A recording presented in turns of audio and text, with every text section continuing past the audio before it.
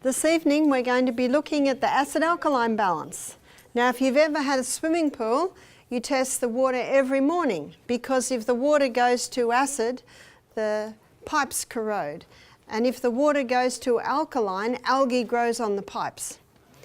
And the hydroponic gardener, he's constantly testing the water that the roots of the plants are sitting in, because if the water goes to acid, the little roots burn, and if the water goes to alkaline, he doesn't get the speed of uptake of minerals out of the water and into the plant.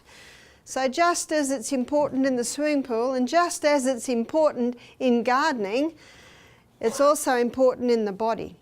So what I'm going to begin with is I'm going to show you the acid-alkaline scale. It's called the pH scale. pH means potential hydrogen. So what's hydrogen got to do with it? When you dissolve acid in solution, it gives off hydrogen ions. And when you dissolve alkaline into solution, it gives off hydroxy ions.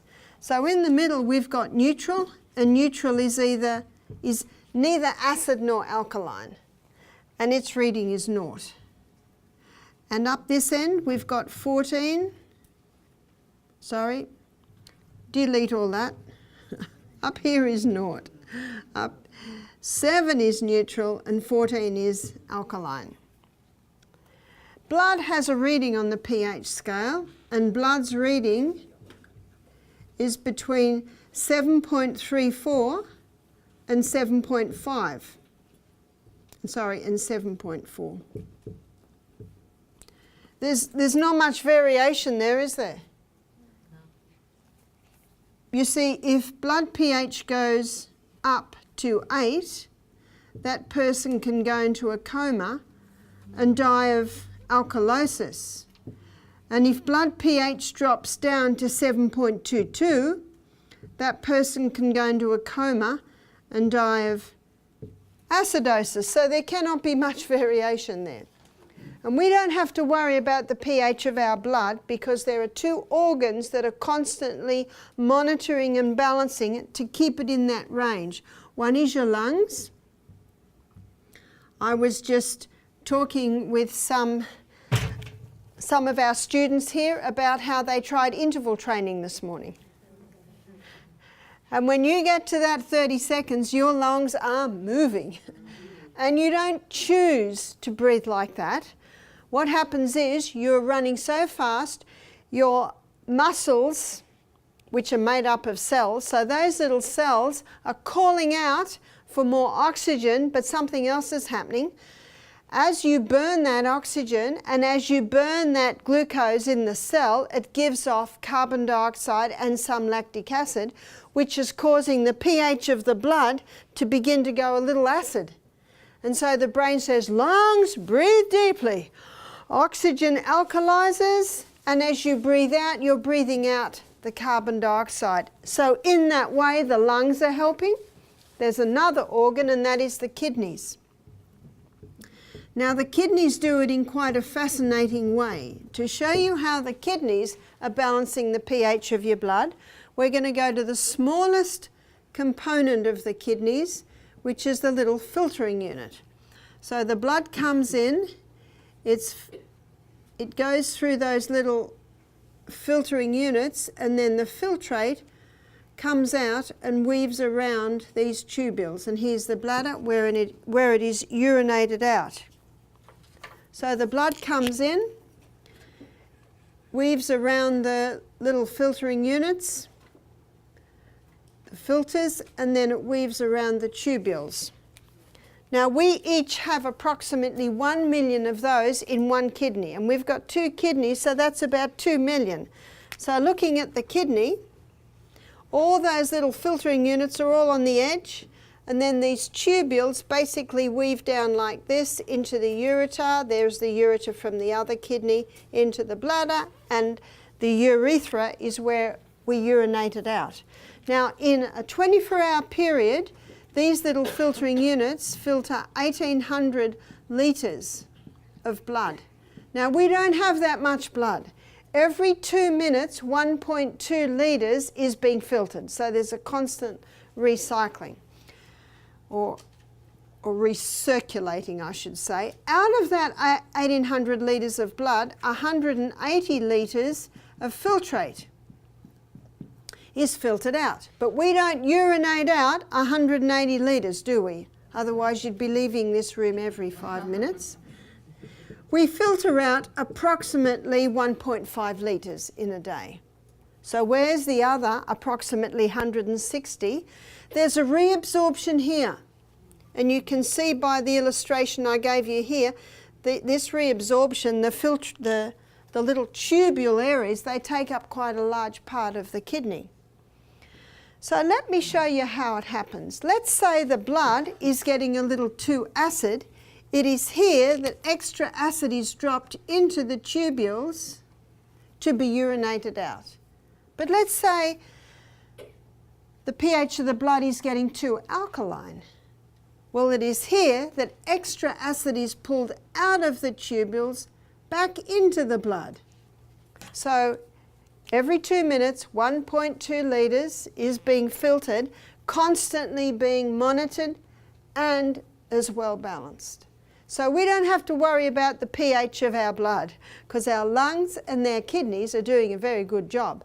By the way, it is in this reabsorption area here where sodium and water levels are monitored and balanced.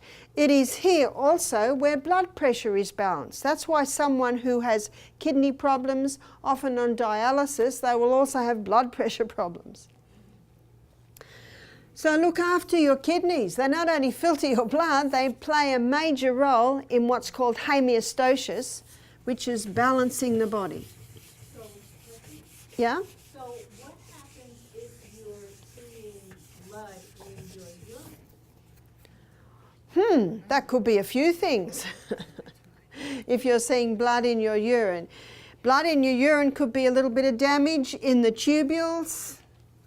And the only way you'll know what to do is try a few things and see what stops the blood in the urine. Cayenne pepper can stop it. And then you've got to make an assessment. Are you drinking enough water? Are your kidneys warm enough? Are you taking foods that are irritating to the kidneys? And today we're going to look at the acid-alkaline balance in relation to the food that we eat. And when you see that, you'll get a bit of an idea of what does irritate the kidneys. Now, the pH of the blood cannot change, as you see, but the pH at the cell can change. The cellular level of the pH cellular level should be approximately 6.5. That's very slightly acid, and there is a reason for that. The most acidic substance is sulfuric acid, and sulfuric acid travels at the speed of light. The most alkaline mineral is calcium, and on the scale of speed, calcium doesn't even move. So can you see that the hydroponic gardener, he also aims for about this 6.5. In fact, in the soil, the gardener aims for a 6.4. Very slightly acid, so the gardener gets the speed of uptake of minerals out of the plant, out of the water and into the plant, or out of the soil and into the plant. So with our cells down at the cellular level, we are going to be able to access more minerals when we have a pH cellular around that. How would you know? Well, you can get a bit of litmus paper and test your saliva and your urine, but don't test it early in the morning, it'll be acid because you've just gone through a detox overnight. The most accurate time would be probably about 2 hours after breakfast. Interesting to note that Coca-Cola has a very acid effect on the body. That's about 2.6. It's a killer. And this will shock you to know this, but some people drink it. It's true. Many are sick through ignorance. Now, I have drawn up the top here what's called the 8 laws of health. Basically, they're laws of common sense of what the body needs. And a breaking of those laws creates an acid environment, a keeping of those laws alkaline. So pure air is alkalizing to the body. If a person's breathing in mouldy air, bad air, chemical air, can create an acid environment. Too much sun, no sun, both create an acid environment. Just the right amount alkalizes. Temperance. Now basically what temperance means is not taking anything into the body that will harm it and taking in moderation the good things. So what are the things that harm the body? Alcohol, cigarettes, caffeines, refined sugars, drugs, chemicals, moles. They all create an acid environment. Rest. Too much sleep, not enough sleep creates an acid environment. Exercise. Too much exercise, not enough exercise. Many Americans and Australians don't exercise enough. Both create an acid environment. Just the right amount alkalizes. In a minute I'm going to show you the foods that create an acid environment and the foods that create an alkaline environment. Water. Water alkalizes. I've yet to meet the person that drinks too much water. Most people don't drink enough. Dr. Christopher, he said, here's a sign to see if you're drinking too much water. Put your head on the side and if the water falls out your ears, you're drinking too much. In other words, it's almost impossible to drink too much water. There is the story of a lady who died from drinking too much water. She drank 35 litres, so that's 35 quarts without urinating. So, warning, don't drink 35 quarts without urinating. Got that? Common sense isn't very common today, is it? Yes? What's your opinion on the ionized water? Ionized water, we'll have a look at that in a minute. The 8th law is trust in divine power. When a person is stressed out, worried, anxious, it creates an acid condition. When a person has trust in divine power, there's a couple of verses that illustrate that. One verse is Isaiah 26 verse 3. It says, "Thou wilt keep him in perfect peace, he whose mind is stayed on thee, because he trusteth in thee." That peace in the soul alkalizes. Now, some of my family and friends break every law every day. Lungs and kidneys are struggling and they're just managing to keep it, and then the person has a cup of coffee or a can of Coke. Blood pH starts to drop, 7.34, 7.33, 7.32. Alarm bells go off. The last resort buffer system is called on. The most alkaline mineral in the body, which is calcium, is pulled out of its biggest storage house, which is the bones. Comes into the blood, it's a crisis, in a form of calcium phosphate, which is a crystal form, immediately neutralizes that acidic environment in the blood. 7.33, 34, we're safe, but at a cost. We now have free calcium excess floating through our body. And so what the body does, it'll dump it in the kidneys, kidney stones, gallbladder, gallstones, in the joints, arthritis, gout, on the bones as bone spurs. You've heard of a bone spur? You ask the doctor what the bone spur is. He'll say it's a calcium deposit. What's your next question? Why has it dumped it on my bone and not in my bone? Now, unless the doctor has studied nutrition, he will possibly not be sure as to why that is so. But there is a way to get rid of a bone spur. It's castor oil compresses. Get a little pad of cloth, moisten it with castor oil, put it on, put some plastic over it, bandage it on every night. If the bone spur's been there 3 years, it might take 3 months. If the bone spur's been there 3 months, might take 3 weeks. If the bone spur's been there 3 weeks, might take 3 days. So it depends how long it's been there. But I've got some good news. It'll never break down your bone. Do you remember Psalm 104 verse 14, where the Bible says God gave herbs for the service of man? Medicine calls it synergism, working with the needs of the body. But what probably affects more than anything is the food we eat. So I'm going to make a list of alkaline forming foods, and I'm going to make a list of acid forming foods. What makes the difference? It's the mineral composition of the plant. So alkaline foods are are high in the alkaline minerals, which is sodium, potassium, magnesium, calcium and iron. So these are the 5 most alkaline minerals. Now the acid forming minerals are sulfur and phosphorus and chlorine. And these foods here are high in these minerals. So the most alkaline food that you can eat is the lemon. But isn't lemon acid? Yes, and it's acid in the only place in the body that should be acid. Any guesses? Stomach. If someone says, I've got a very acid stomach, I say, fantastic. It should be, because that's the only way your protein is going to get broken down. But then I say, how do you know it's acid?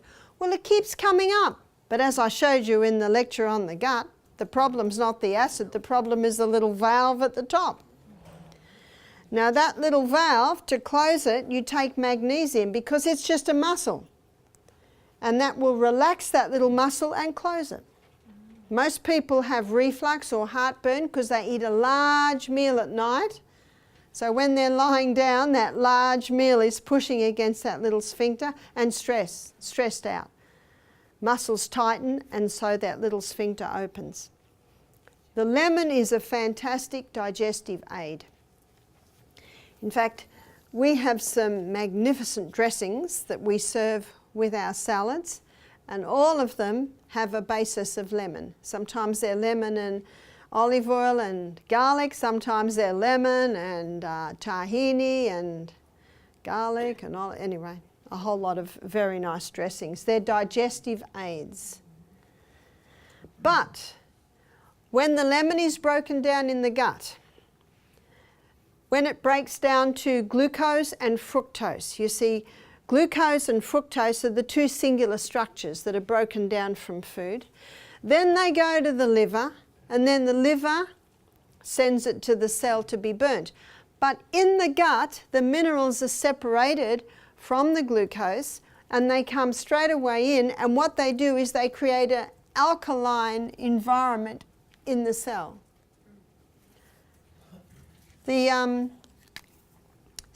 Another very alkaline forming food is dark green leafy vegetables. Dark green leafy vegetables are green because of the chlorophyll. Chlorophyll is really plant blood. Now I'm going to show you something very interesting about chlorophyll. It's very similar in molecular structure to human blood. So for purposes of illustration, I'll do it like this. This is human blood. This is chlorophyll, or plant blood. Looks very similar, doesn't it? The difference is in human blood, this middle molecule is iron. But in plants, the middle molecule is magnesium. That's the only difference. So you can just about give yourself a blood transfusion by taking high amounts of chlorophyll. That explains why green barley is popular, wheatgrass is popular, spirulina is popular, chlorophyll, green smoothies. A lot of people take these greens. And remember, chlorophyll is the most potent blood and tissue cleanser in the body. At Misty Mountain Health Retreat and at Eden Valley, where we also run our programs, on the first day of juicing, we give the guests green barley 3 times a day, because they're going through a detox and it can mop up a lot of the poisons coming out of the body. So we should eat dark green leafy vegetables every single day. Very alkalizing. Vegetables are alkalizing, but there is a question mark with the vegetables, because there is one group of vegetables that for some people it has an acid effect and for some people it has an alkaline effect. It's the nightshade group of vegetables. So that's the tomato, and you call them a bell pepper. In Australia we call it capsicum, but I've been in America nearly 6 weeks, so I'm almost into the habit of writing bell pepper. Eggplant. Now, these foods are all from the nightshade group of vegetables, and the last one is potato, and I'm not referring to the sweet potato, I'm referring to the white potato or English or Irish potato. Sweet potato is not a potato, it is a yam. For some people, these have an acid effect, and for some people, they have an alkaline effect. How do you know? Well, there is a book you can buy called The Chilvers Diet, and it's by Dr. Norman Chilvers, and the whole book is on the nightshade family of vegetables, and he has got hundreds of testimonies in that book of people who conquered arthritis by going off the nightshades. And I'll tell you a story, an illustration. We had a couple come to our program, and they were in their early 70s, and they said to me, do you know, when we were 67, we booked ourselves into a retirement village, thinking we are retired now. They were both a little bit overweight, both had some arthritic pains, especially the lady, so they basically were settling down into old age. And their daughter gave them a set of my DVDs. They watched them and they thought to themselves, this sounds good. We're retired now, we can do what we want. And they do what I find many retirees do. They spend time exercising in the morning. They might even make themselves a vegetable juice, and then they have breakfast about 9 or 10. And then they have their main meal about 3 in the afternoon, then they don't eat again. So they began to exercise. The lady particularly stopped the nightshades because of her arthritis. 6 months later, she's totally pain-free. Her swollen joints are going down to normal. They've both lost 15 kilos. What would that be? Over 30 pounds in weight. Feeling good. Booked out of the retirement village. No need for that anymore. Bought a big van and decided to travel around Australia. Stopped halfway up the east coast, drove into a health retreat called Misty Mountain, and spent a week with us doing the health program. You couldn't stop the smile on that lady's face. She said, I'm in my early 70s now and I feel better than I felt when I was 50. The body can heal itself. You just give it the right conditions. One lady said, but I love this food. I said, how much do you love your arthritis? And it's not forever. So when this lady came to us, she said, I haven't eaten that for a couple of years. My arthritis is gone, I have no more pain. My swelling, the swelling had gone down, but you know, sometimes they get those hard, knobbly joints. They were going down to normal. Isn't that incredible? She said, do you think I could start eating that again? I said, maybe so. Who will tell her? Her body. That's right, her body. One lady said once she'd conquered her arthritis, she said, I can have a little organic tomato.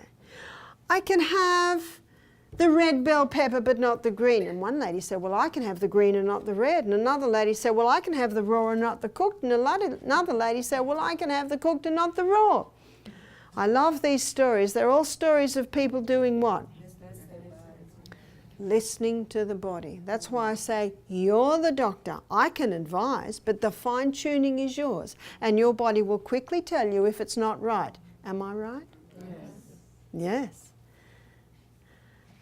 She said, I have a little eggplant most days, potato, a little. Can you see you play with it?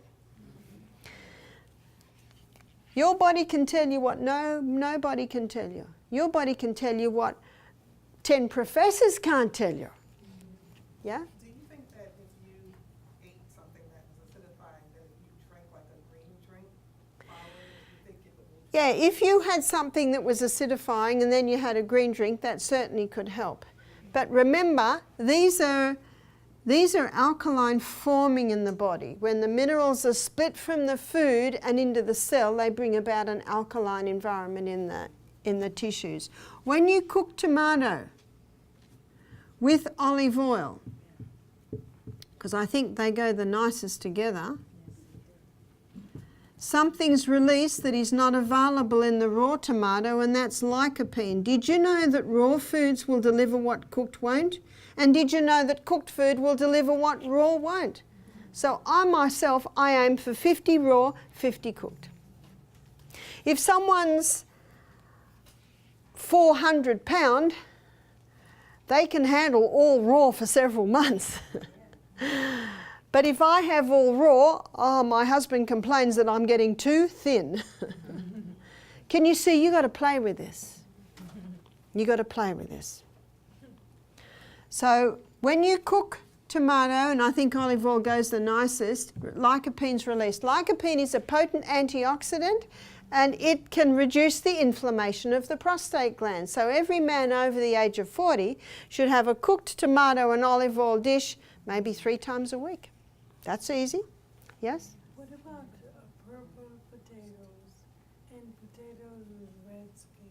Well, all your white potatoes are much of a muchness. So there might be a slight variations, but they are a totally different vegetable compared to the yam. It's like for diabetics, the potato is high in the glycemic index, but the sweet potato is not. So what will it be for you? I cannot tell you, but your body can tell you. If you enjoy that food, you don't have arthritis, and it doesn't repeat on you all afternoon, I would endeavour to say you get a tick. But at our health retreat, we don't serve it because we do find maybe 15–20% of our guests can't handle it, so we don't serve it. But we say to our guests, if it sits well and you like it and you've got no arthritis, of course you can eat it. Now, if you have arthritis and you can't handle it at the moment, you may be able to handle it in a year or 2. So you keep testing. Fruit has a question mark, and the reason fruit has a question mark is that if someone has a yeast presence in their body, how would they know they had a yeast presence? Well, some of the most common symptoms are sinus problems, rashes, eczemas, psoriasis, but the tongue should be pink from the tip to the back. If someone has a yeast presence and they're eating a high fruit diet, the sugar in the fruit will feed the yeast. It's not fussy. It'll take any form of sweetener.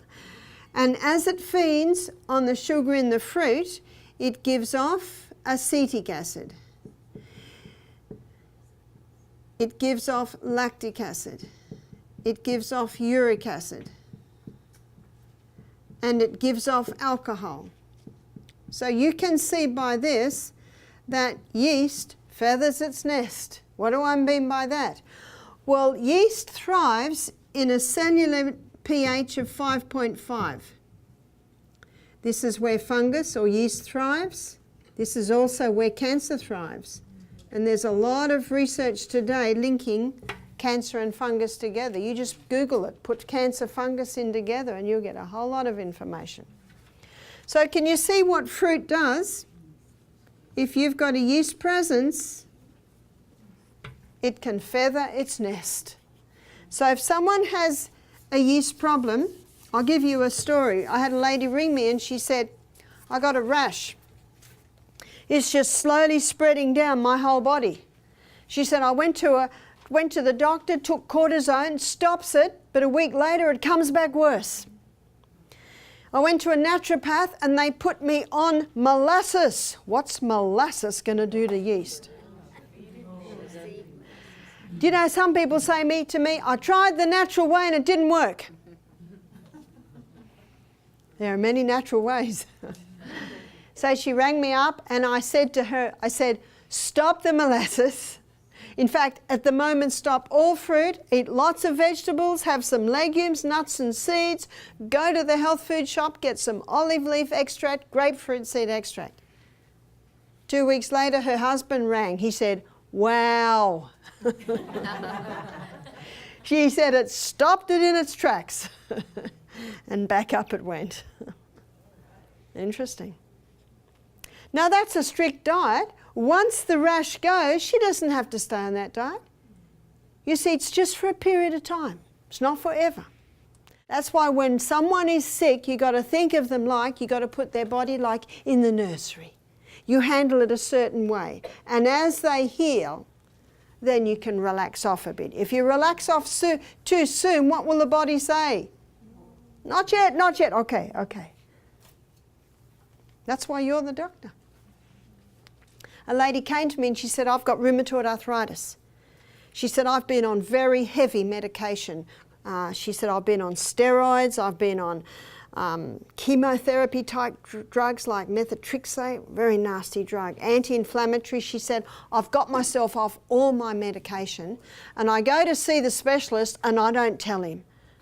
Otherwise he won't see me. She said, I just sit there and go. I take the next script, go home and throw it in the bin. She said, every now and then, if I'm not drinking enough water, if I'm maybe not eating right, it all comes up again. She said, I'll go back on the drug for a little bit. She said, after being to your health retreat, I now know, instead of going back on the drug, I just take high-dose turmeric, fantastic anti-inflammatory, go back on a very strict no nightshade diet, alkaline diet, and grate up the ginger, put it in a little package and wrap it onto my sore joints. So easy. She said, I don't think I'll even have to go and see that guy anymore. I really appreciate when I hear a story of people who've conquered it. Yeah? And remember, there is a great physician. His name is God. He made our bodies, and I believe He prompts us and leads us in the way that we shall go. One of my favourite verses is Psalm 32, verse 8, where God says, I will instruct thee and teach thee in the way that thou shalt go. I will guide thee with mine eye. Love that verse. You can see why. In fact, I think He brought you here today. In fact, I think He brought me here today. Millet. Millet is the alkaline grain. What's millet? Birdseed. Budgies eat it. Do you have budgies? I guess, sorry, budgerigars, it's an Australian bird, and we feed them millet. And they spit out the husk and they eat the kernel. You can buy hulled millet. And the hulled millet cooks down to a very nice porridge. So that's why I say to people that, you know, like oats for breakfast, I say alternate. Have millet one day, oats another way. It's an alkaline grain. Quinoa is also an alkaline grain. Buckwheat is an alkaline grain. Amaranth is an alkaline grain. Spelt is an alkaline grain, and kamut. Now let me tell you the wheat story at this point. The wheat that God made is called Enkhorn, and it has a very fragile protein or gluten structure. Now it is not sure when, maybe a couple of thousand years ago, Enkhorn did a wild hybrid with a field grass and produced the Emma strain of wheat. Now the Emma strain of wheat is not quite as fragile. This is the protein or the gluten structure, but still fairly fragile. Fragile is important. Fragile means that the grinding and the cooking and the chewing and the digestive enzymes easily break it down so it can be absorbed into our blood. Now in the 1950s, a group of scientists put the Emma wheat through some intensive crossbreeding, and they produced a wheat that only grows this high, has a thick stem and a very high yield. We had one farmer, he said, we get 10 times more grain with that wheat than with the original wheat. Original wheat grows that high, but the new wheat grows that high. You have a look when you're driving past wheat today, it'll be this height. That's the hybridized wheat. Now what was never addressed was the effect on the human body of this hybridized wheat. Last night I showed you how it changed the starch structure. Now it has made a very complex gluten structure. So the hybridized wheat, in the hybridization process, it produced a very complex protein or gluten structure. And almost only a cast iron gut can break that one down. Now, if that wheat flour is made into a sourdough bread, the culturing process in the sourdough bread breaks it down so that it's less complex. Now, spelt and kamut are wild hybrids of the emmer wheat, so they still have that fairly fragile structure. And if you make spelt flour into a sourdough bread, it can bring that structure back to the original Enkhorn structure. Isn't that interesting? Traditionally, all bread was made with the sourdough method. It's a cultured method. Yes? What's the best way? Because I've used the millet, but it's so tough. You've used the what? The millet? Millet. Did you buy hulled millet? Hulled. Might be my accent. The hull's taken off it. Because you can cook unhulled millet for 2 weeks and it'll still be tough. Yeah. But it's just very, very tough. But we just buy the hulled millet and it cooks up to a very nice porridge. Ezekiel bread, the wheat has, you know, even organic bread today, wheat today, is still the hybridized one. But with the Ezekiel bread, they have sprouted it. Now, a lady that I gave in a lecture last week in Milwaukee, she said that what she does, because any wheat you buy now is the hybridized wheat, she sprouts it, blends it with a little water, pours it onto trays and dehydrates it to make crackers. Now that sprouting process would break down the gluten. So that would be all right. Because it can be very sad if someone's bought a big bag of wheat last week. So now, what you're best to buy is either the spelt or the kamut. Now notice the time frame. 1969, Dr. Norman Bulag got a Nobel Prize for his hybridized wheat. They did it to save the starvation crisis, and it certainly made a difference. And no one complains about that. 1970s, this wheat went worldwide. Farmers loved it. Only grows this high. Sometimes they can get 2 crops in a harvest. More grain per acre means more money, which of course is important for the farmer. 1990s, every cereal, every bread, every cake, cookie, donut, pretzel, pasta, pie, pizza is made out of the hybridized wheat. I've got a friend who's a physician. She said, 20 years ago you never heard of gluten intolerance. We know it's big now because just going to the supermarket there are whole sections that are gluten-free. Why is that? It's because of this hybridized wheat, but it's because of something else. Babies are being fed food too young. You see, the first teeth we get is 4 here, 4 there. They're called milk teeth. That's all babies should have, milk. But it's taste time. When I was at my son's place, my little granddaughter, Sophia, 9 months old, crawls up to me. I'm eating my breakfast, big bowl of cut up fruit and nuts and seeds. And what does she want to do? Be with me. My daughter-in-law and son used to hide the food because she only has 3 teeth. I sit her on my knee, I get a grape, and I just nibble the skin off the top and I put it into her hand. And of course, in her hand it's like that. And for 20 minutes, she happily sat there sucking on that little bit of grape while I ate my breakfast. You see, when they've only got a few teeth, that's taste time. And at lunchtime, she did the same thing. I had a big plate of broccoli and greens. I gave her a tiny little head of broccoli, lightly steamed this big, and she sat there for 20 minutes nibbling on that. That's what you do. They're social creatures. They just want to do what you're doing. But if they've only got 3 teeth, they...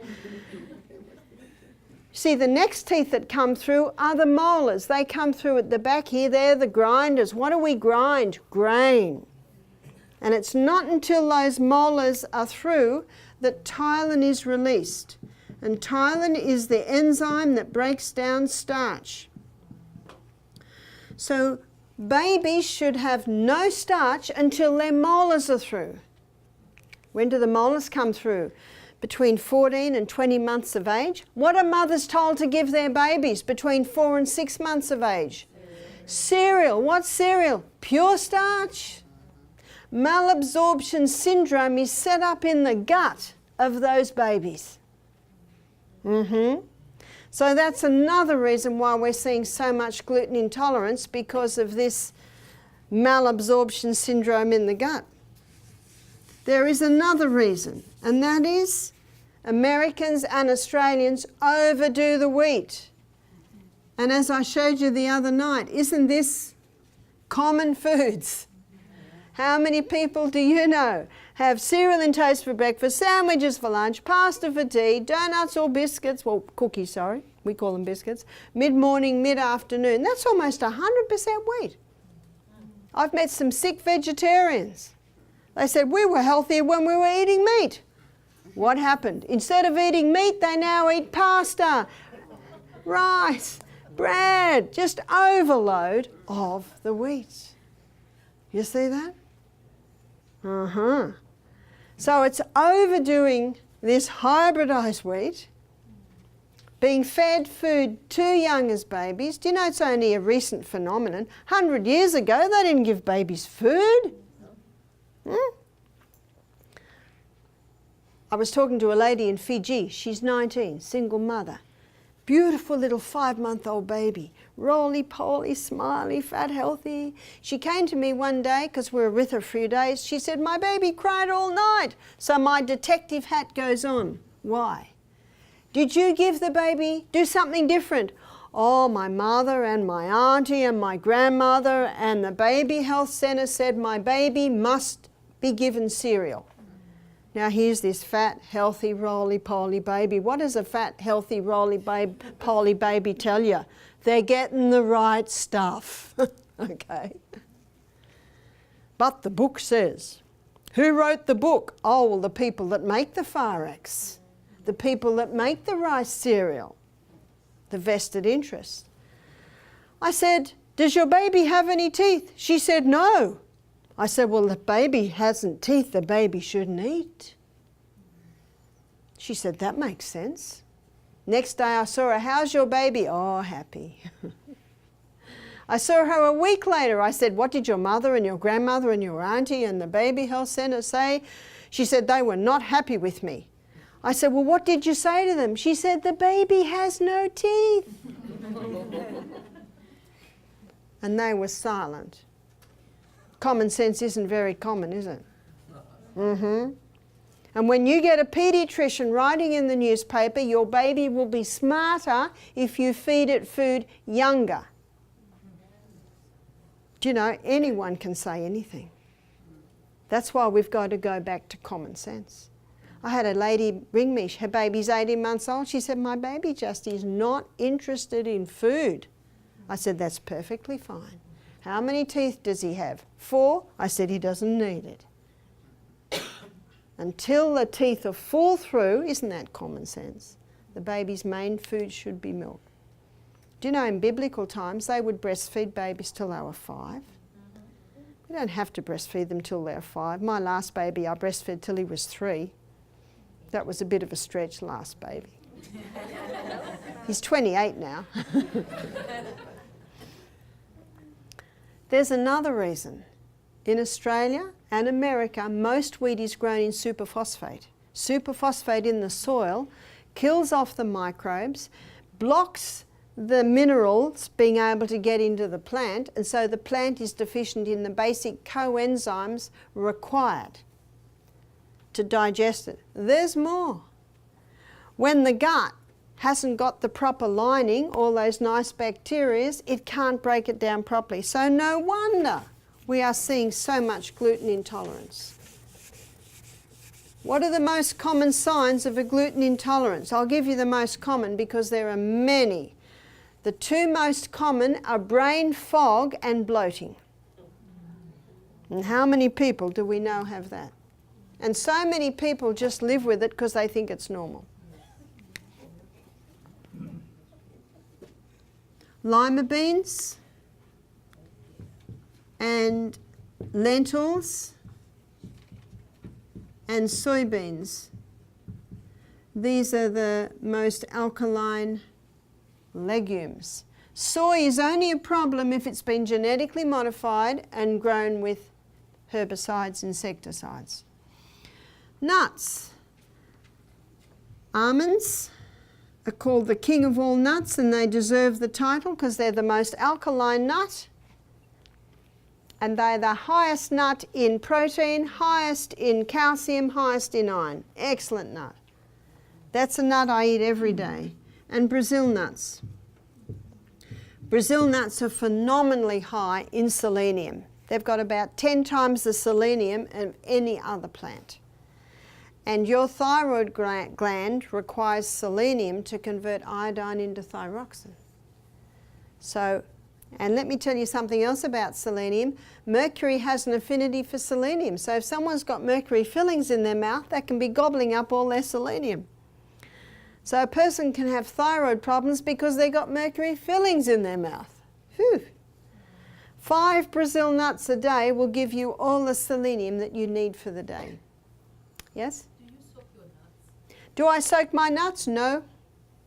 If you chew your nuts well, you digest them well. For someone with gut problems, soaking them may help.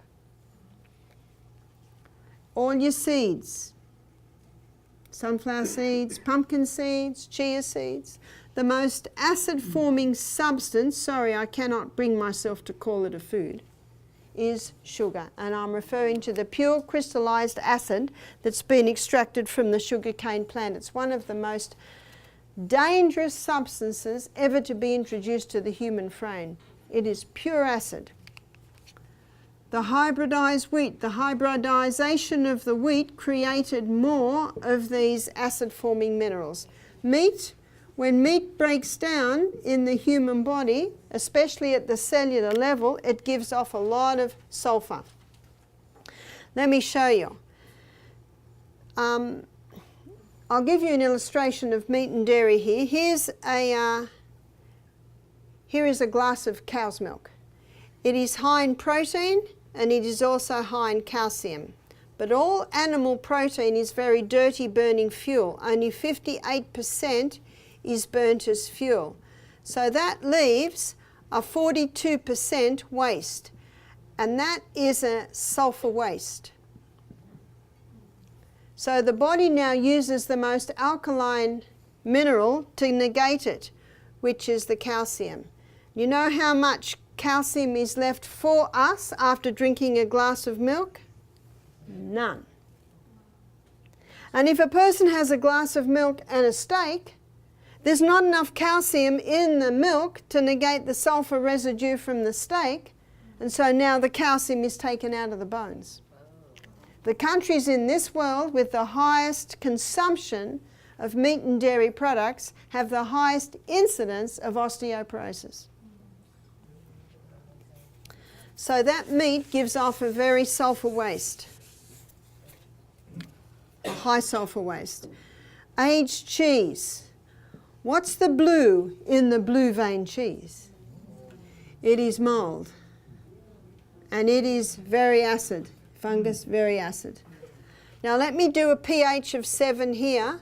This is your feta, ricotta. Cheeses like that, they're fresh, so they don't have the mold factor, so they're more at a pH of 7.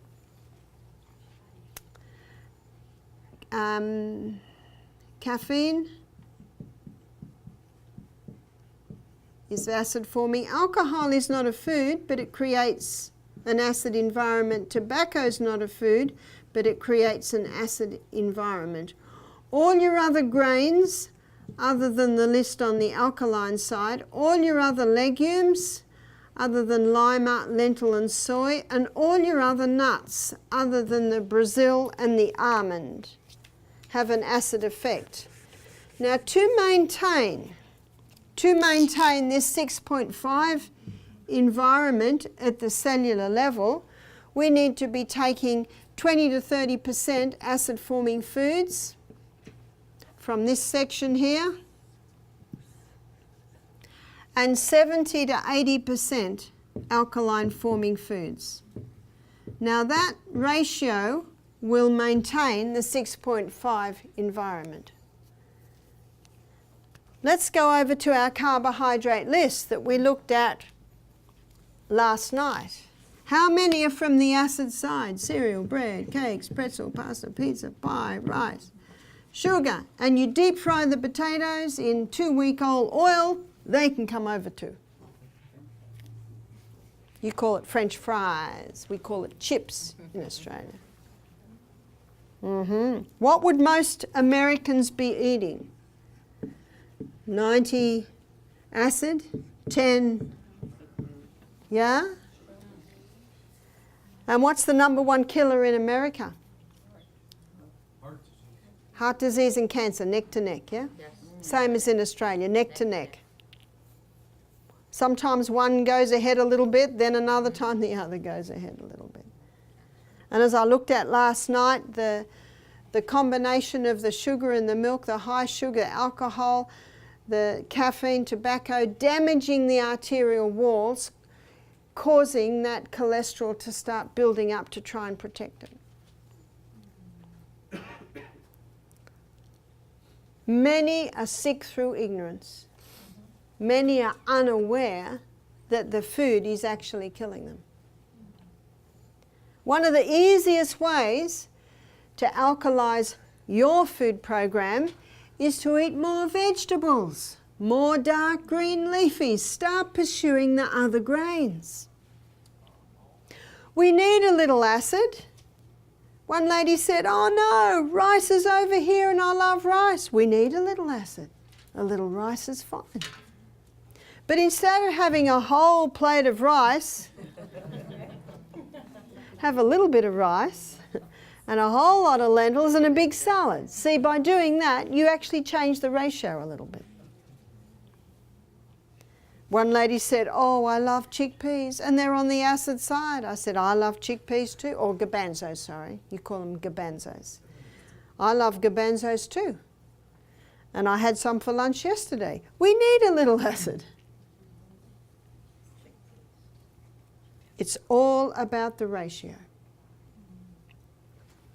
Now, just outside this hotel here, do you see when you come in, there are those big bushes with the big white flowers? They're hydrangeas. Now, sometimes you'll see hydrangeas and they're pink. Sometimes they're a dark, hot magenta pink. Sometimes they're purple.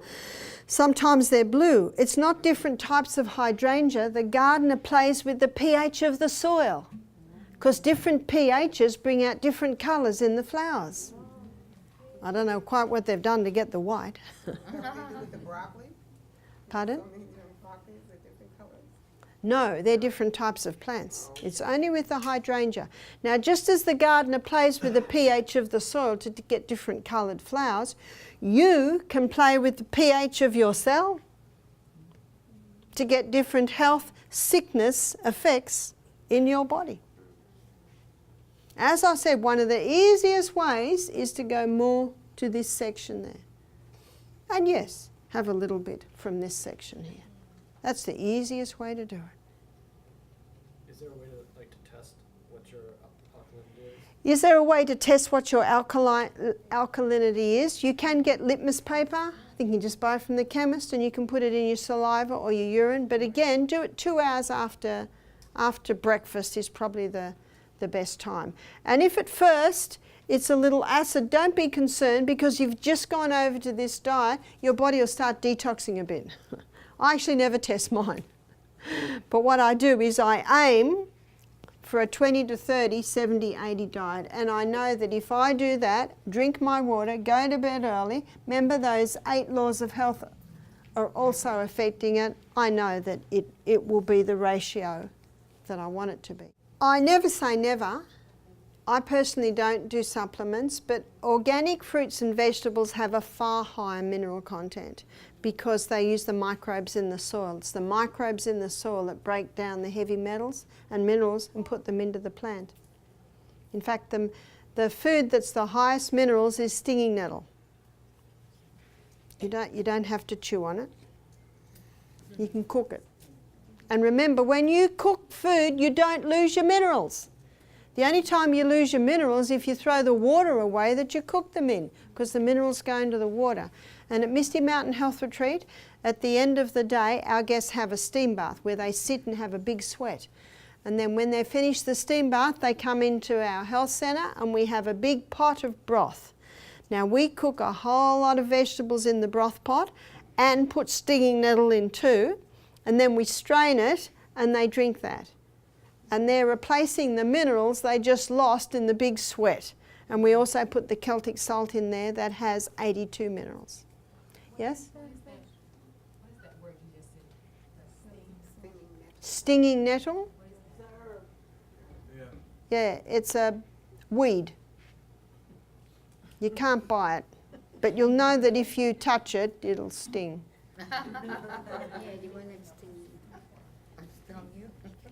But its roots go very deep, so it accesses minerals from deep in the soil.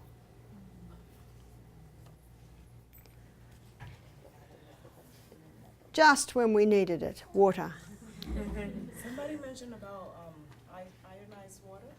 Ionised water, yes. Someone mentioned alkaline water. A lady rang me up. She said, Barbara, we can't really eat the way you eat. We like our sugar. We like our, a bit of junk. But she said, we have the alkaline water. It's really not going to do a lot.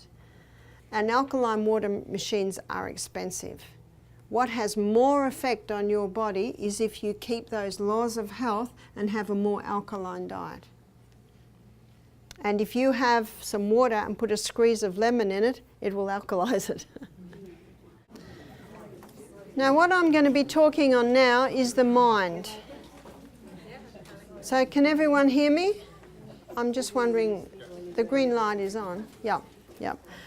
Now if you look at the brain, from side on it looks like that, and if you look at the brain from top down it looks like this. If you want to know what your brain looks like, look at a walnut. Now there are two lobes in the front, and medicine calls it the frontal lobe, and it's in the frontal lobe of the brain where our intellect is. It's in the frontal lobe where our reasoning powers reside, where judgment takes place, and where our will is. And the will is the governing power in the nature of man. So it's a pretty important part of the brain, isn't it? And in the human brain, it takes up about the front third of the brain. And this frontal lobe is fully developed at the age of 30. And you will find in many cultures, young men weren't given positions of responsibility until the age of 30. We go to the oldest history book we've had, which is the Bible, and you'll see Jesus didn't begin his ministry until the age of 30. It is in the frontal lobe part of the brain where our foresight is, where self-control is, where our organisation skills are. And the mind and the nerves gain tone and strength through the exercise of the will. So you can actually strengthen that part of your brain through the exercise of the will. And so tomorrow, when you're tempted with a cup of coffee or a candy, and you say, no thank you, do you know what that does? You've just strengthened your frontal lobe. Remember, mind and nerves gain tone and strength through the exercise of the will. The will is not a muscle, but it is just like a muscle, in that the more you use it, the stronger it gets. Now, the will shouldn't be beaten to pieces, and it shouldn't be let allowed to go wherever it wants. It's so important for parents to train their children. The Bible says, train up a child in the way that he should go, and when he is old, he was not depart from it. You see, habits can be our best friend or our worst enemies. And the brain cell looks like this. And this is what our brain is made up of, is about 1 trillion of these. And these cells do not touch each other, they communicate with each other via little chemical messengers. And here is the next nerve cell. And the messages can be travelling from cell to cell at 200 kilometres an hour. So the messages come in, they're encapsulated, then they're sent down the arm into the little boutons and into the next cell. That's how it all happens. And our brain is made up of 1 trillion of those. And when we develop habits, it's basically pathways that come in. And the more we go down the pathways, what's happening? The stronger it gets. Now let's say you've got a child. And the little child, and I see it happen because I'm on the plane a lot, wants the iPhone. And the child can't have the iPhone. What does child do? Scream, cry. I've seen a child on the floor near me screaming, and I've seen the parents with lollies, or candies you call it, trying to, and you know what I know? That isn't the first. And what happens at home, and I'll show you how it happens. Say, child, and why does child want iPhone? Do you know if child never had iPhone, child wouldn't even want it because they wouldn't even know what it does. But so often when parents are busy, they give the iPhone to the child, total silence. And they can do whatever they want. It's attractive, especially when you're in a hurry or especially when you're busy. And then when it's time to take the iPhone off the child, what happens? Then the tantrum. And the parent says, I'll just ignore it. And then the child, every time they can't have something, what happens? At first it's only one, it gets bigger and bigger and bigger and bigger. And then it gets to the point where the child is tantruming every time things don't go their way. They've got a strong pathway established. So we'll take this one away. This is called the tantrum pathway. Basically, the child has got into the habit of tantruming. So what do we do with that child? Well, there's a very effective way to actually cure them of a tantrum. Now, let's say they're tantruming on the floor here.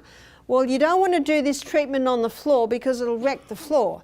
So you pick the child up, you know, they're screaming and crying, and put them on the veranda. You get a bucket of cold water and whoosh, child will go, looks at you, you look at child says, that was cold. And mother says, yes, you were getting a little hot under the collar. I just wanted to cool you down. One lady said to me, that's child abuse. I said, that is not child abuse. I tell you what is child abuse, allowing the child to tantrum. Because when a child tantrums, it hurts their nerves, it hurts their muscles, it hurts their ligaments, their tendons, their digestion stops, their colon blocks up. Did everyone hear that? And it's just a hydrotherapy treatment. Wonderful tonic. And often the next time the child goes to do it, all you have to do is reach for the bucket. And if the child is tantruming and you put the bucket of cold water on and they get even angrier and start up again, you just say a 4-letter word, more. Some very stubborn ones will need another one. But can you see how the parent or the uncle or the aunt or the grandparent reacts? Calmly. Sorry, sweetheart, you were just getting a little bit hot. I'm just cooling you down. See why you don't do it on the carpet? Because you're going to have to muck up the carpet. And you know what the child will learn? They will learn that's not working. Now, a child's frontal lobe isn't very big, but I can assure you it can be trained. Now, what a lot of parents do, they don't decipher between the act and the child. And when you get angry at a child, do you know what the message is? I don't like you. And if you nip it in the bud, the parent doesn't get angry because it's been dealt with. And so you can actually cause your child to be more intelligent by having limits. There are guidelines and there are limits. Let's just say you say to the child, whether they be 5 or 10 or 15 or 20, you can go anywhere here but not into that square. What's the first thing they do? And they look straight at you. Why? Is what they said true? And if the parent says, or the aunt or the uncle or the grandparents say, I told you not to go in that square, you know what they think? That didn't hurt.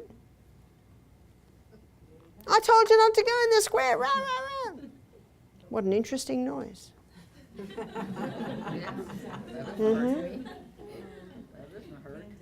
the square. Whack, whack, whack. That is the worst. The only time a child should never be struck in anger. That is the only time it will make them angry. And the Bible says, parents, don't stir up anger in your children. You know what stirs up anger in children? Injustice. Now, if the child is told that if they step over there, they'll get a whack, and they step over and they get a whack, they know they deserve it. Because they stepped over the line and they were told. And you know what the parent says? I'm so sorry you've chosen the whack. Whack. Now, as a friend of Michael's said to him one day, don't play smackies. You know what playing smackies is? Right. If it doesn't hurt, there's no use doing it. So, in some children, their frontal lobes develop quite quickly, quite strongly and quite well because there's limits in the home. And the next time the child comes near that square, they really want to go in that square, but they remember that last time it hurt. And I tell you what, if that square was full of stinging nettles, they would never go in there again. It's as simple as that. They want to go in there, last time it hurt, so they control themselves. I don't want that again. and they don't go there. It's actually very simple, and most parents don't start young enough. See, my son Peter, 10 months old, he's feeding. He's just got some teeth. He stops sucking because when they suck, they use their tongue and their top lip. And to bite, they have to pull that tongue in. And he bites, and I go, ow!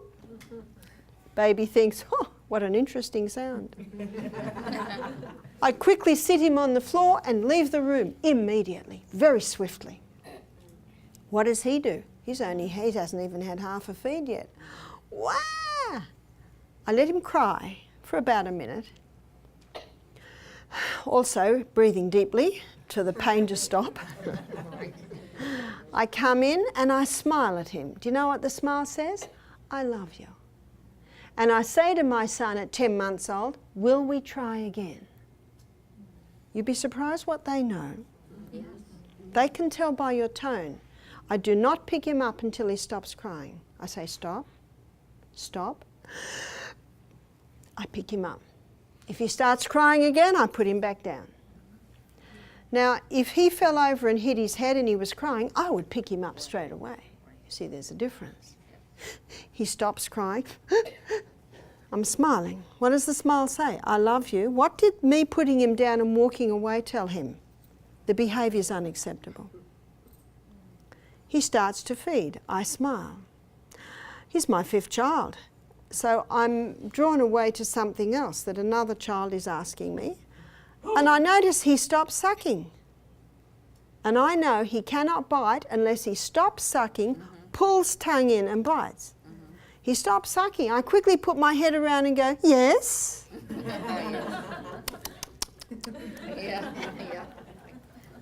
And he never bit me again. You see, it's training them. They need your guidance as to what is acceptable and what is not. Now, none of my children tantrumed, and I think it's because at a young age there were guidelines.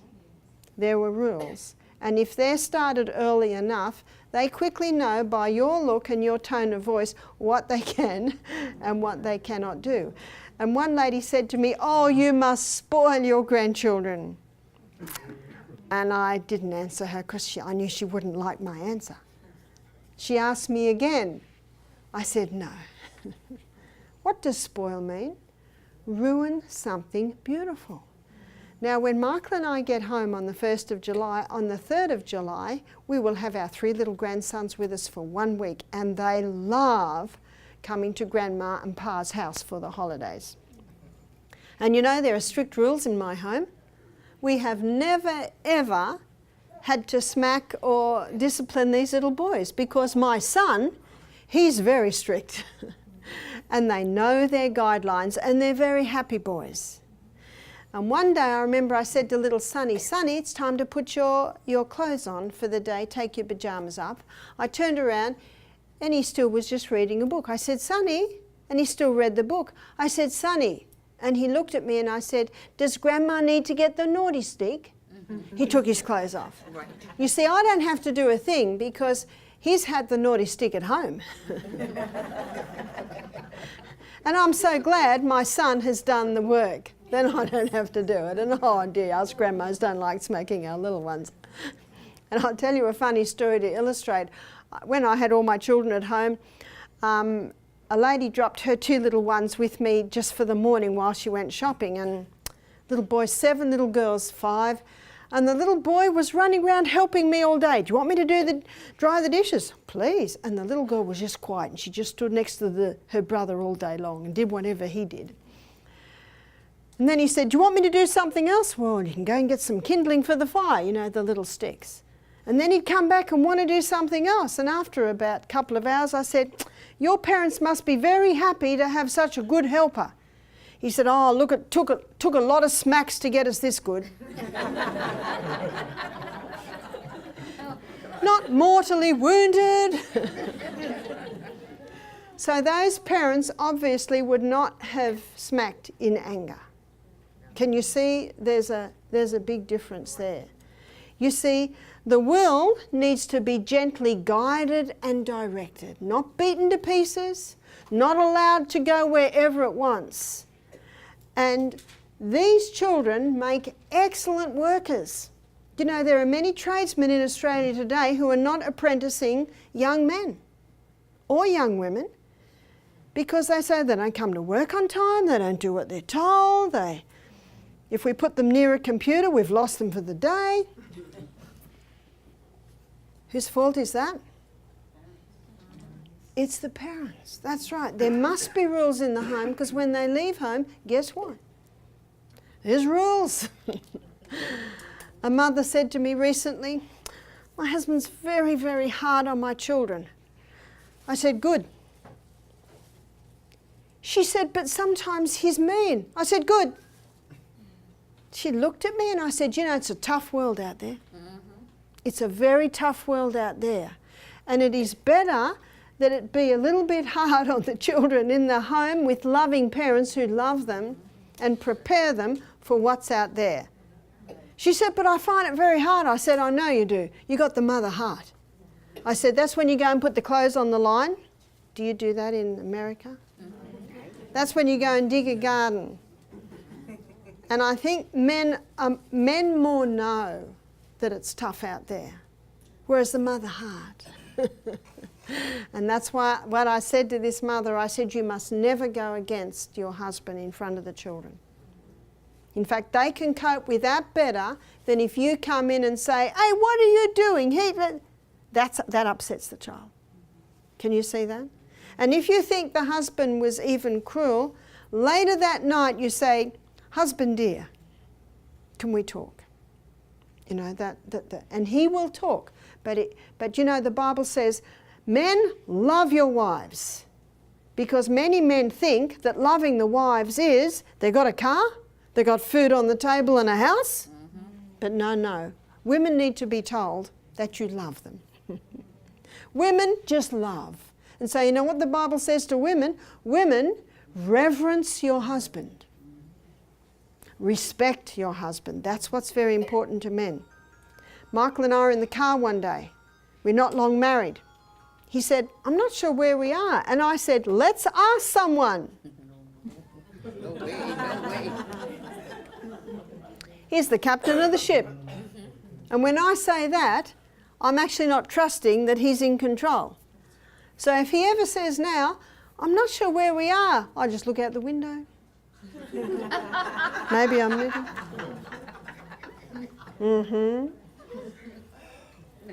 You know, it's so important because we are giving messages also to the children. So the frontal lobe is strengthened through the exercise of the will. And I might want to say, but Michael, this is ridiculous. You know, that man there, look, he lives here, he will not. No.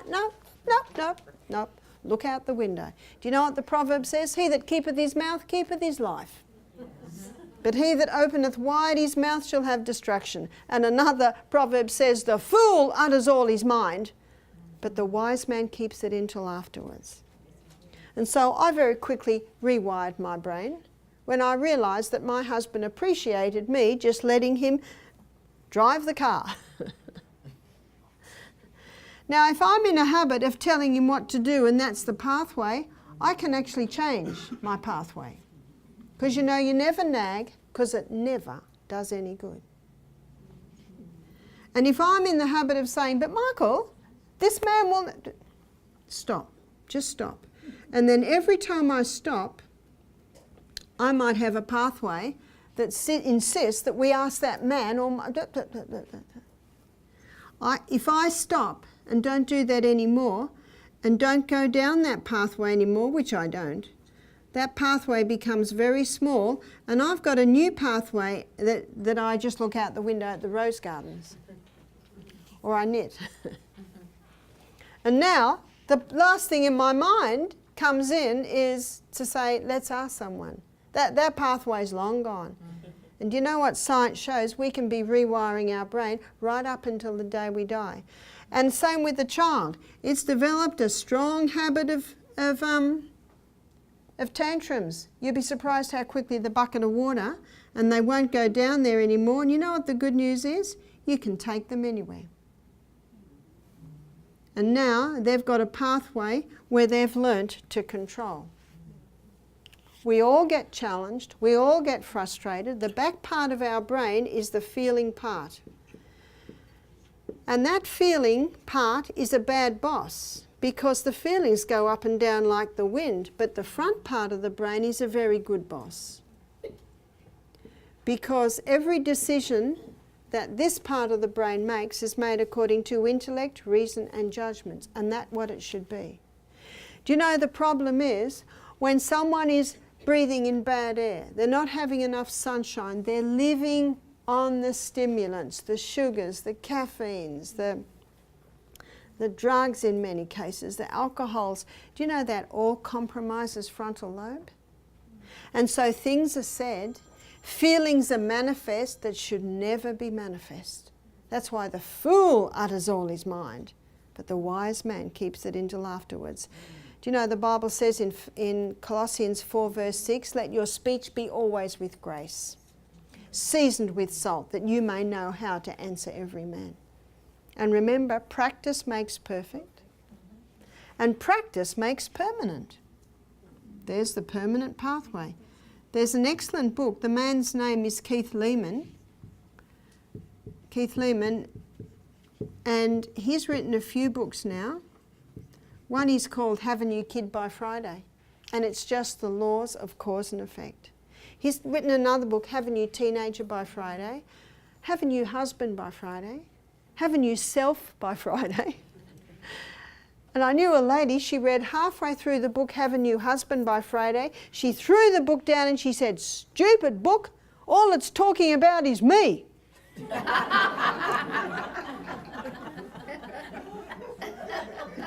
Actually, that's what it's all about, isn't it? just the way that it is handled.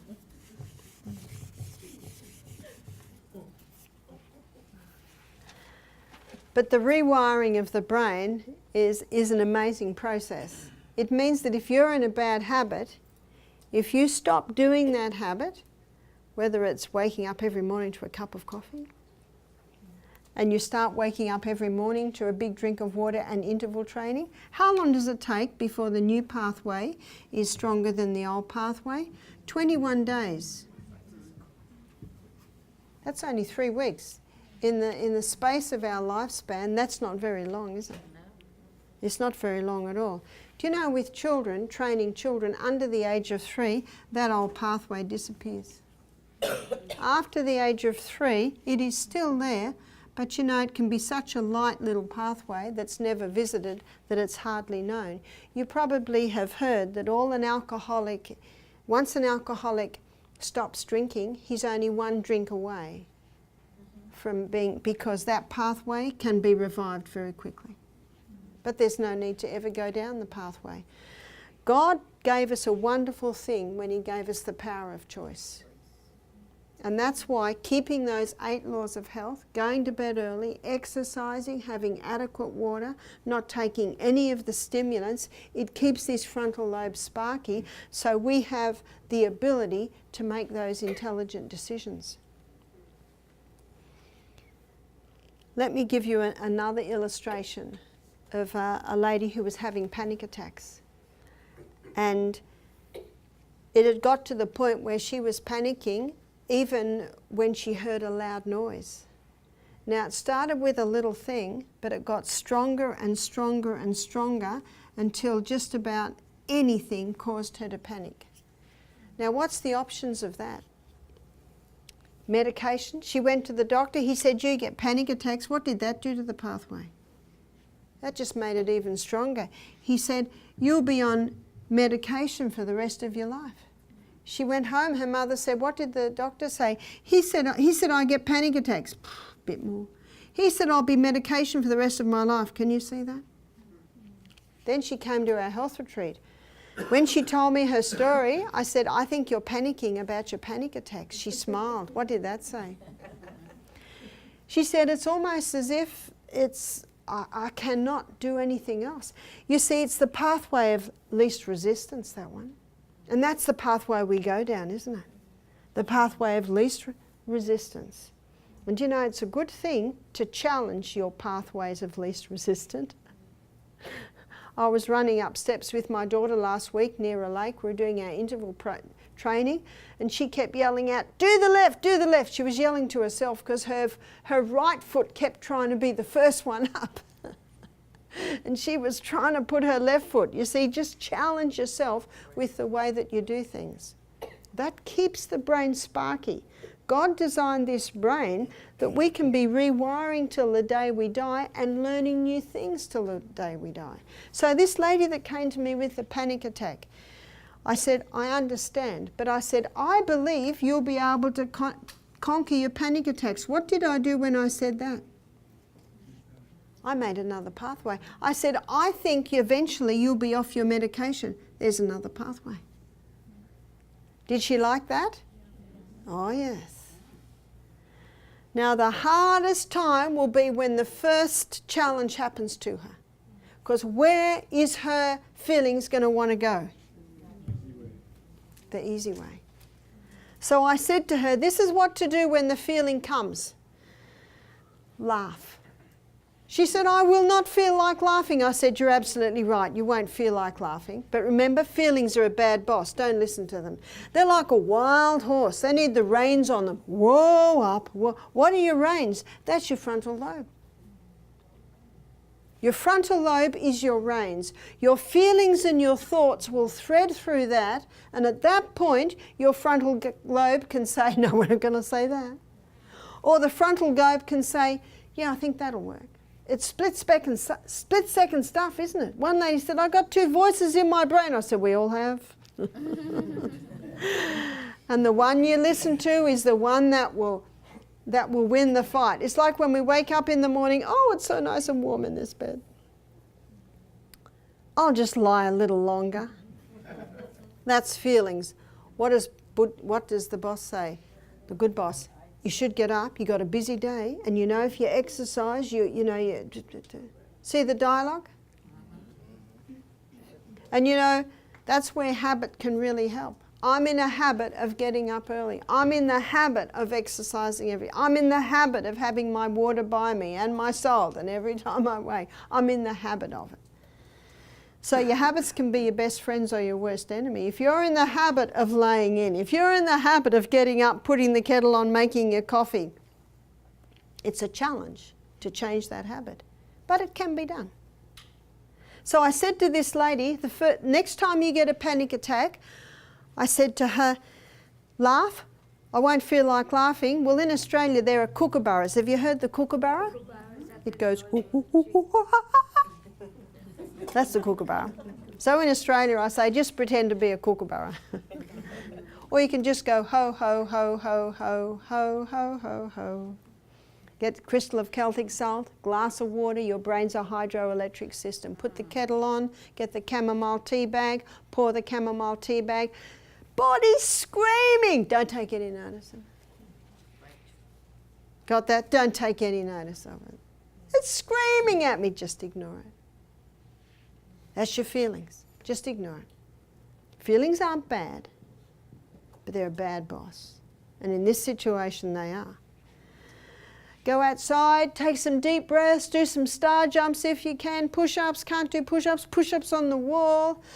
Just do some stretches. Oxygen soothes the nerves. Sit down, have the chamomile tea. Usually by the end of that cup of tea, everything's settled down. Now, the first time that lady conquered her panic attack, how did she feel?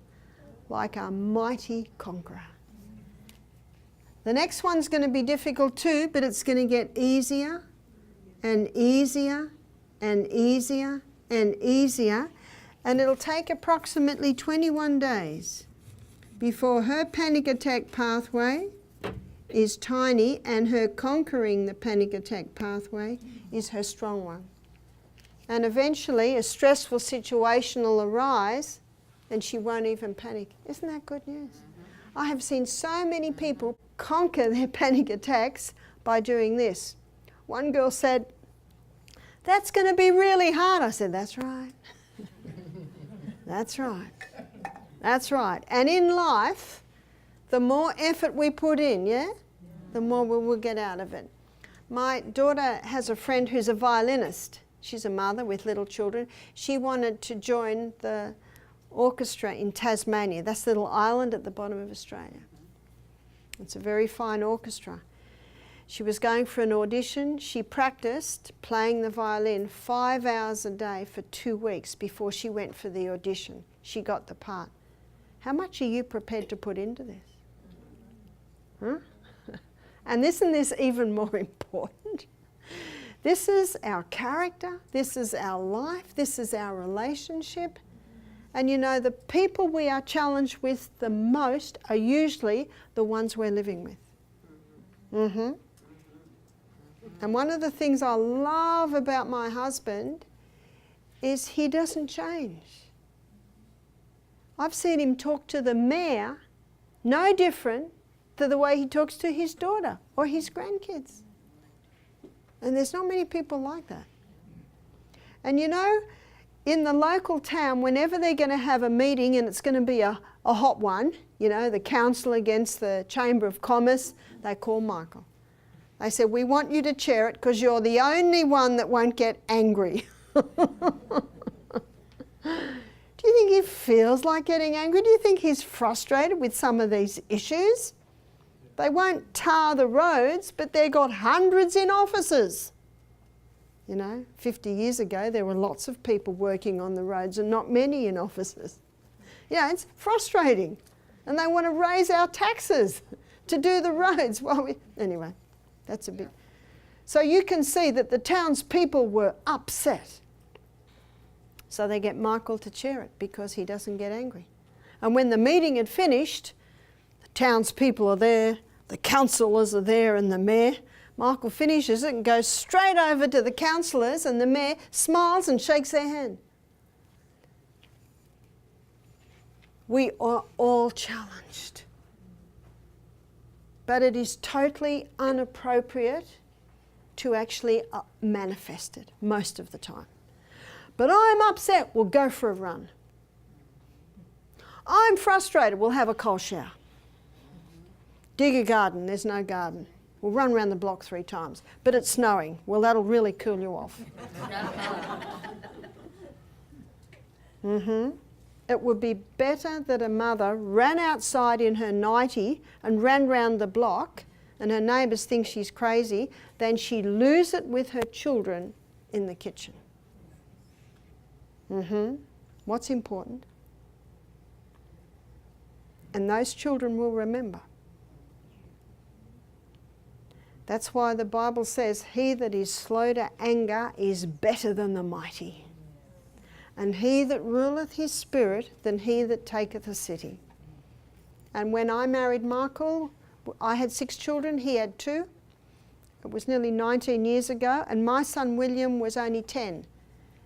And I had seen him prone to anger a few times. You know, he is not now, and it's nothing that was said or done, but he now had a father who was not prone to anger.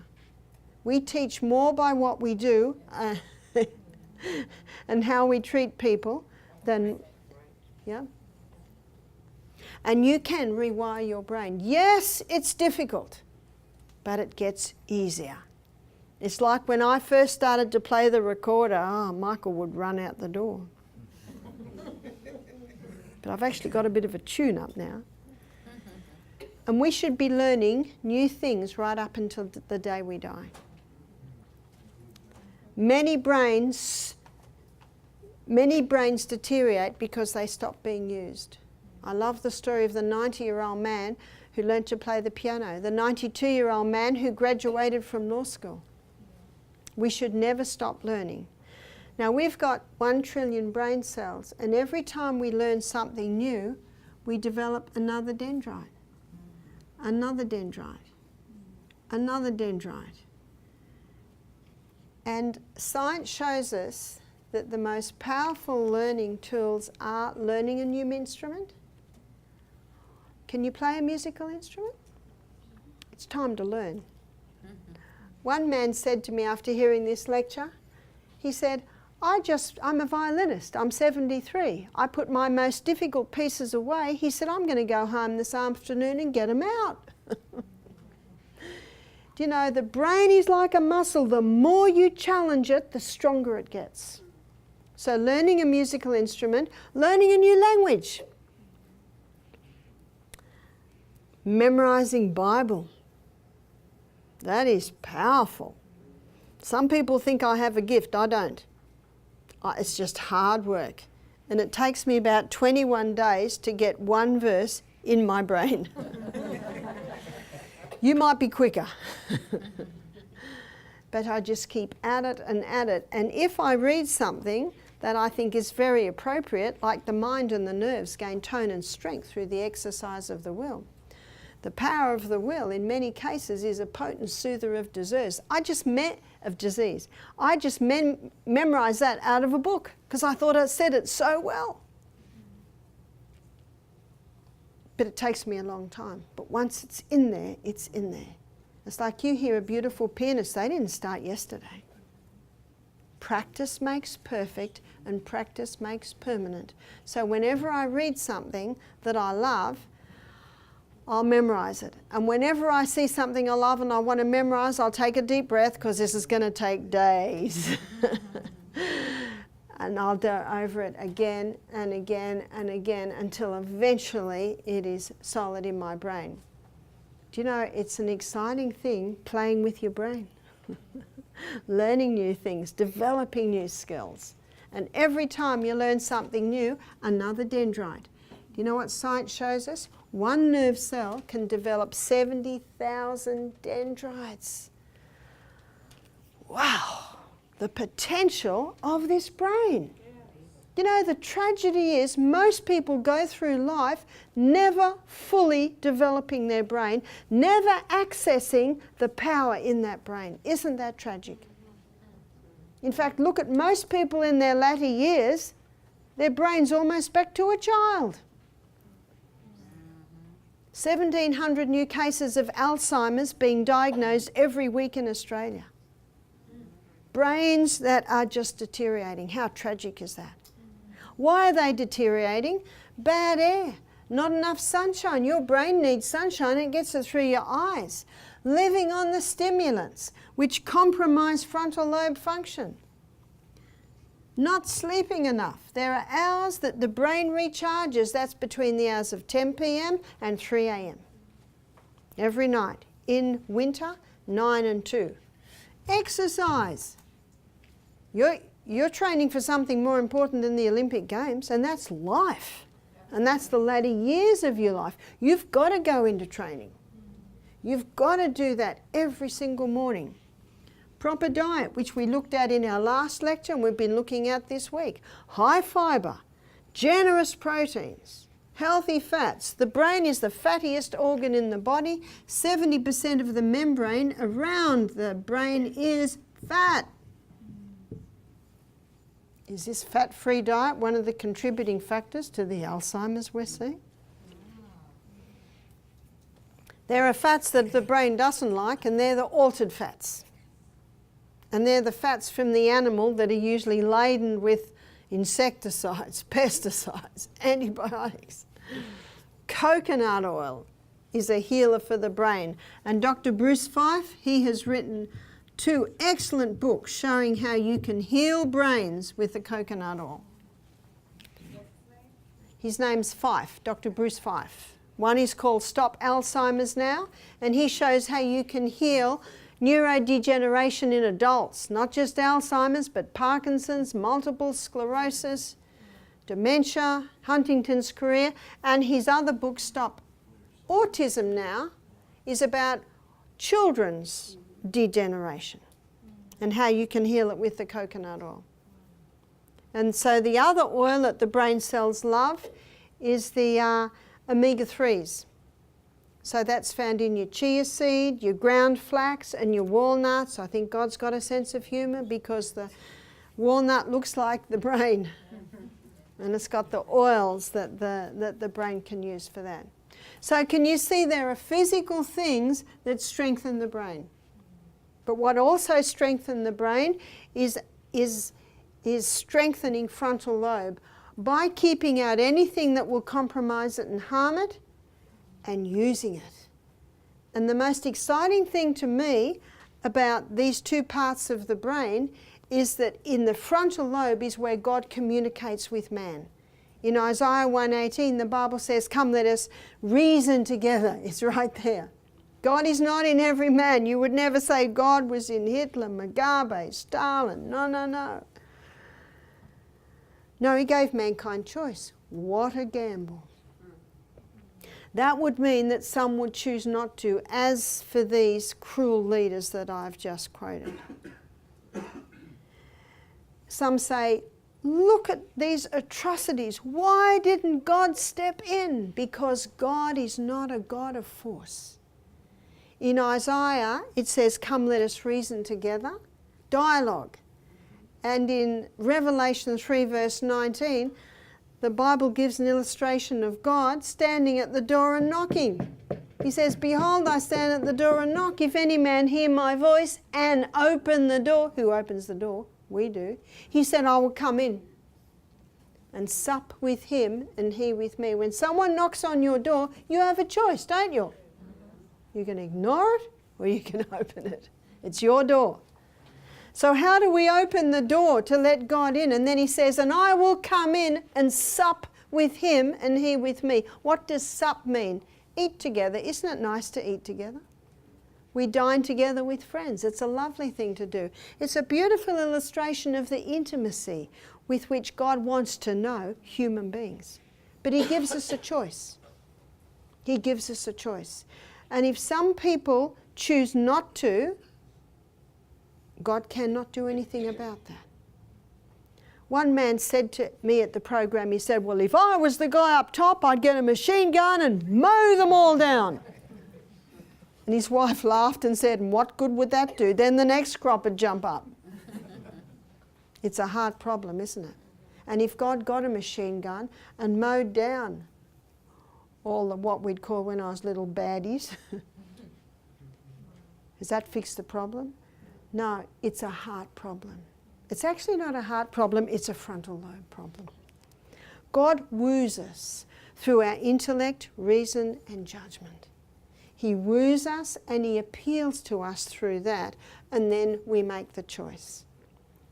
See, what we need to understand is the true force of the will. You see, that's the governing power in the nature of man. It's the power of decision or of choice. Power of choice God gave to man. You cannot change your heart. In fact, you cannot give to God its affections, but you can choose to serve him. You can give him your will. He will then work in you both to will and to do of his good pleasure. And the best decision I ever made was at the age of 25. When I read a book, it was called Your Bible Anew, and it explained God. It explained how the Bible was written. And when I finished reading that book, I got down on my knees and I gave my life to God. It was the best decision I ever made. Do you know what I gave him? My frontal lobe. And I actually give it to him every morning. I say, Father in heaven, guide my words. Give me wisdom for the day, especially when I had all those little children. I said, give me wisdom with each child. And you know, he is very faithful. But remember, he is not a God of force. He will never come in an uninvited guest, because then he's a God of force. Can you see that? Yeah. And it explains a lot of the suffering on planet Earth. But you know, when you read the Bible, it takes the veil aside. And when you read the Bible, it talks about why there is suffering, where it all began, and you know what else is good? It tells you where we're going. Heaven is real. And to me, it answered all my questions. And that's very nice to know. And what I love about the health message is, I believe the ultimate aim of the health message is to strengthen frontal lobe so human beings have a clear mind and are now able to make the decision to know God. Such a personal thing. So I would like to encourage you to strengthen your frontal lobe. Use your frontal lobes to increase your dendrites and increase your brain, and pursue the knowledge of God.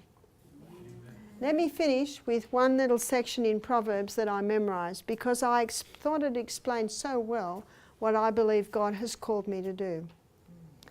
It's Proverbs 22:17. Bow down thine ear and hear the words of the wise, and apply thine heart to my knowledge. For it is a pleasant thing if thou keep them within thee. They shall withal be fitted in thy lips, that thy trust might be in the Lord. Have not I made known unto thee this day? Have not I written unto thee excellent things in counsel and in knowledge, that thou might know the certainty of the words of truth? That thou might be able to give an answer to them that are sent unto thee. Beautiful words. In fact, it's a nice place to start. Proverbs. Just put the Bible, halve it, and you'll either come up with the Psalms or the Proverbs. Psalms are just before Proverbs. And that is like the best food that you can put into your mind. The great God of heaven that made us, made our bodies, made our minds, made our frontal lobes, gave us the incredible privilege of choosing to know him. And to get to know him, reread of him. So thank you for your attention these last 3 days. And I trust that you have been inspired to look after this incredible trust that God gave to us, the body and the mind. So thank you.